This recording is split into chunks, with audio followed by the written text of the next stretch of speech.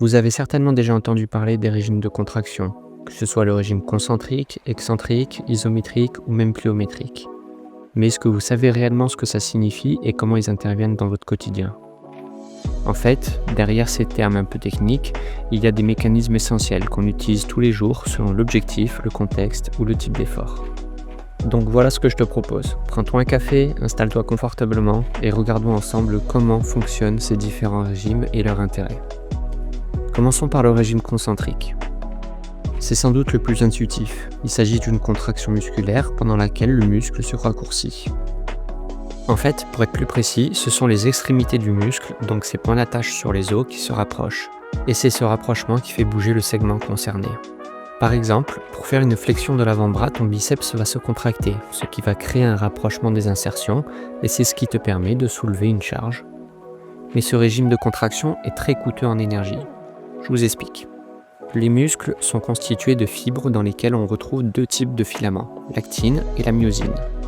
Et lorsqu'un muscle se contracte, ces filaments d'actine et de myosine glissent les uns par rapport aux autres, ce qui provoque un raccourcissement global de la fibre musculaire et donc crée un mouvement.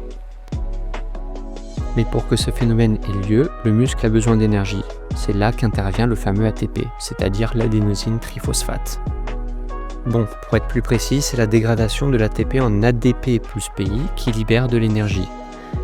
Cette énergie est alors utilisée pour activer les têtes de myosine. En s'activant, ces têtes de myosine vont venir se fixer sur les filaments d'actine, puis pivoter, ce qui va créer le glissement des filaments, donc la contraction du muscle, et donc le mouvement.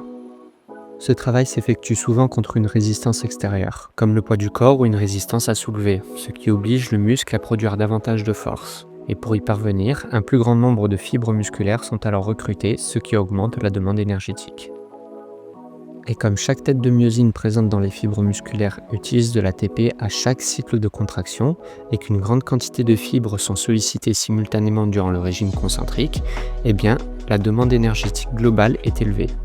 C'est pour cette raison que ce régime de contraction est considéré comme le plus coûteux en énergie parmi tous les types de contraction.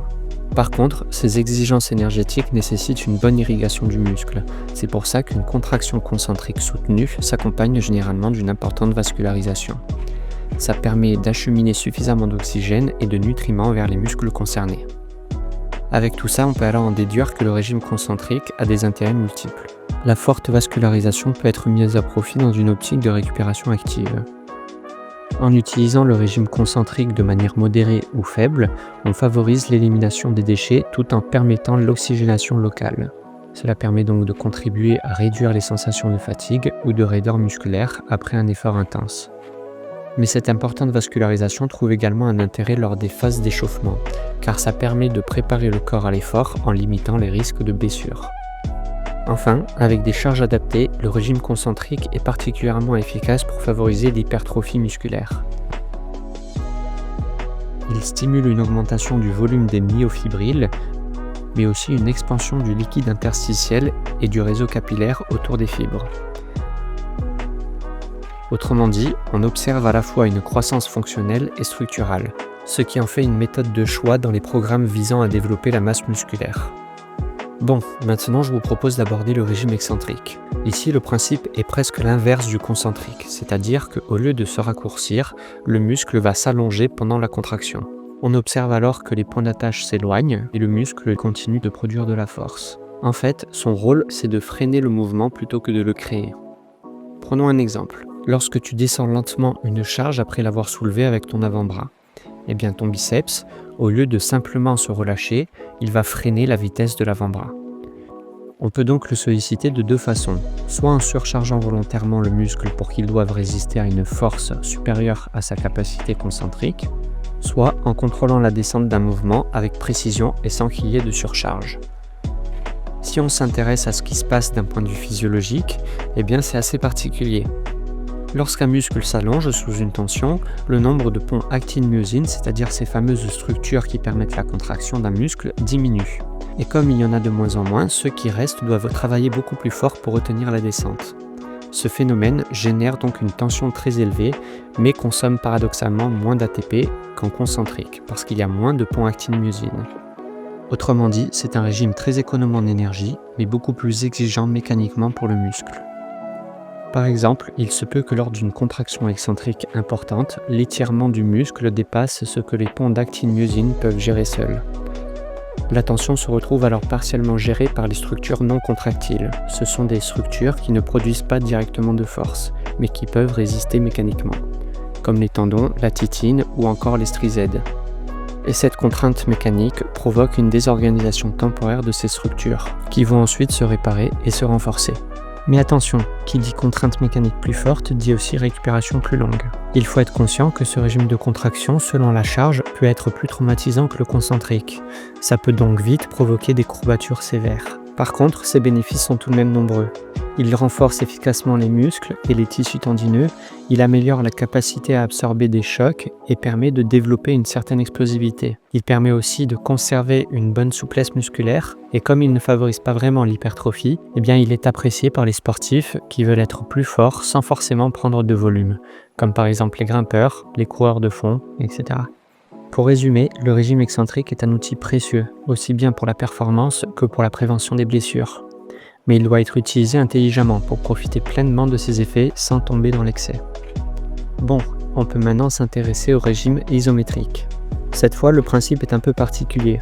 Contrairement aux deux autres régimes, il n'y a pas de mouvement visible.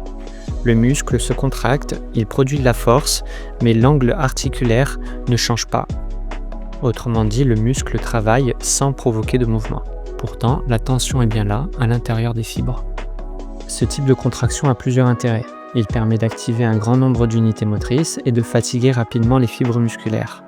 On peut donc utiliser ce régime de contraction pour pré-fatiguer certains muscles avant de passer à un travail concentrique ou excentrique. Ça permet de solliciter des fibres qui ne sont habituellement pas ou peu mobilisées. Et donc, c'est une façon efficace d'élargir le recrutement musculaire. Il peut donc servir comme étape préparatoire juste avant un travail plus dynamique pour optimiser le recrutement des fibres. Il faut savoir aussi que le gain de force obtenu avec ce régime est très spécifique. Il se fait surtout à l'angle articulaire travaillé. C'est pour ça qu'on l'utilise parfois de manière ciblée pour renforcer une position précise. Un autre avantage, c'est qu'il n'y a pas de mouvement articulaire. Ce régime est donc beaucoup moins traumatisant pour les structures mécaniques. Il est alors particulièrement utile chez les enfants, les personnes âgées ou dans des situations de rééducation. On renforce donc le muscle tout en préservant les articulations. En résumé, le régime isométrique est un outil polyvalent. Il peut être utilisé pour sécuriser et renforcer un muscle sans mouvement articulaire, mais aussi pour préparer ou compléter un travail plus classique en concentrique ou en excentrique. Maintenant, passons au régime pliométrique. Celui-là est un peu particulier parce qu'il combine deux régimes de contraction dans un laps de temps très court. On a un mouvement excentrique qui est suivi immédiatement d'un mouvement concentrique. Et le laps de temps entre ces deux phases est souvent entre 1 et 2 dixièmes de seconde. L'idée est simple. Pendant la phase excentrique, le muscle s'étire et accumule de l'énergie, un peu comme un élastique qu'on étire. Cette énergie est ensuite libérée lors de la phase concentrique, provoquant une contraction beaucoup plus puissante que ce que le muscle pourrait produire volontairement seul. On parle d'une force pouvant atteindre 250% de celle d'une contraction concentrique classique. Par contre, cette contraction explosive est rendue possible grâce à un réflexe naturel du muscle, appelé le réflexe myotatique. En fait, lorsqu'un muscle est étiré rapidement, il se contracte presque instantanément pour se protéger d'une surextension ou d'une déchirure. C'est ce phénomène que le médecin teste lorsqu'il frappe légèrement votre tendon avec un petit marteau. En faisant ça, il étire brièvement votre muscle, ce qui provoque aussitôt une contraction réflexe. Donc si on veut exploiter ce réflexe de protection pour être plus performant, il faut être très explosif lors de la réalisation. Un mouvement excentrique réalisé lentement ne permettrait pas de solliciter ce phénomène et donc de développer une contraction concentrique réflexe plus puissante que la normale. En étant explosif dans la réalisation, on permet au réflexe myotatique d'intervenir en complétant la force volontaire, ce qui rend la contraction encore plus rapide et puissante. C'est le principe même du régime pliométrique. Ce régime peut donc être utilisé pour des gestes sportifs ou dans la vie quotidienne. Par exemple, ceux qui veulent développer leur détente verticale ou leur explosivité. Il améliore aussi la raideur active du muscle et optimise le contrôle nerveux en rendant le muscle plus réactif et plus rapide à produire de la force. Mais attention, ce régime est exigeant et traumatisant pour les tendons et les muscles. Il ne doit pas être pratiqué sans préparation. Il est préférable d'avoir déjà de l'expérience, notamment avec le régime excentrique, pour renforcer les fibres et les structures non contractiles. En résumé, le régime pliométrique est un outil puissant pour améliorer la force explosive et la réactivité musculaire. Et ça, en combinant l'énergie élastique, la contraction réflexe et l'activation nerveuse. Mais il doit être utilisé intelligemment, avec une progression adaptée pour éviter les blessures et maximiser les bénéfices.